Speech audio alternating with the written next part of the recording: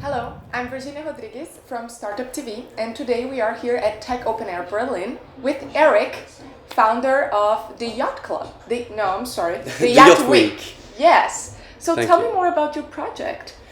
So we started a couple of years ago a product which is essentially a group experience, sailing group experience for non-sailors.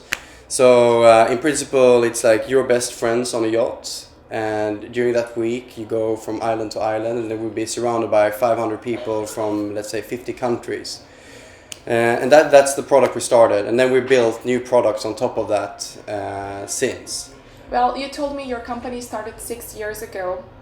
Who had the idea? How did you transform that idea? Are you passionate about sailing? Yeah, so it's the product is a result of the passion of me and my co-founder for sailing. So we started skippering in the Mediterranean, and we had the most amazing job being a skipper, and we were only missing to share this experience with our friends, really. So we just gathered and promoted this on a university in Sweden where we were studying. And got really good response. We did that for 2 years, and 600 people joined ultimately. And then we said, okay, let's organize ourselves a little bit and try to make this into a business and spread it outside Sweden. That's kind of the background, I would say. That's perfect. And well, I've heard that you actually never went after fundings. You bootstrapped your company. Was an immediate success? Did you have any struggles in the beginning? We're not, I guess, like all the other startups here, it's purely sweat equity. But we have like a positive cash flow model, so we could, with relatively little means and with good timing on Facebook and YouTube, we were able to get the word out at a very low cost. I mean, unless we need funding, it's been great to be able to take the path we want without. I believe so, definitely. To bootstrap your company, feel that you're really the owner of your company. And what are the next big steps for your company? So what was like one small event is now like 40 events, 10,000 people going every year, and we do like 5 other products. We have a fort in Croatia. We do like a non-sailing online website called Yacht and Friends, and we do skipper training. So we're building new products. We do ski week on the mountain, which is like yacht week on the mountain, let's say. And I think the next thing is like now we're 20 people in the office, like hundreds of people working in the summer, and we're actually today announcing we're going to look for a CEO to join the company. And what does the CEO needs to have to join Yacht Week?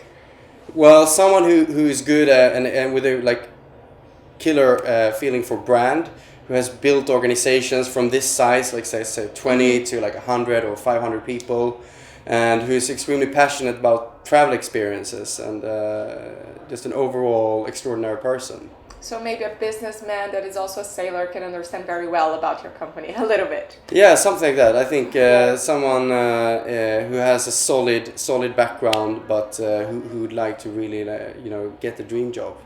And talking about Tech Open Air, you're going to talk about how to take a hobby into a dream job.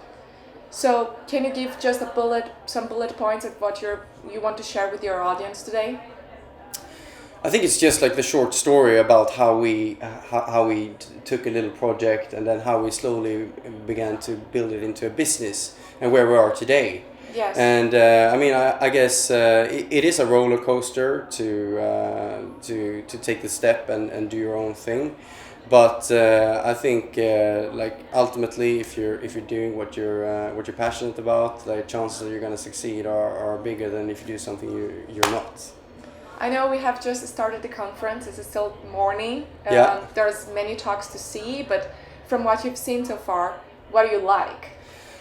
No, I've heard we had a really good dinner last night, and the vibe seems to be exceptional. I heard from people who went there last year that it was supposed to be the most amazing place for a technology unconference, and I like the idea of the multidisciplinary where you meet artists, and we work a lot with that as well.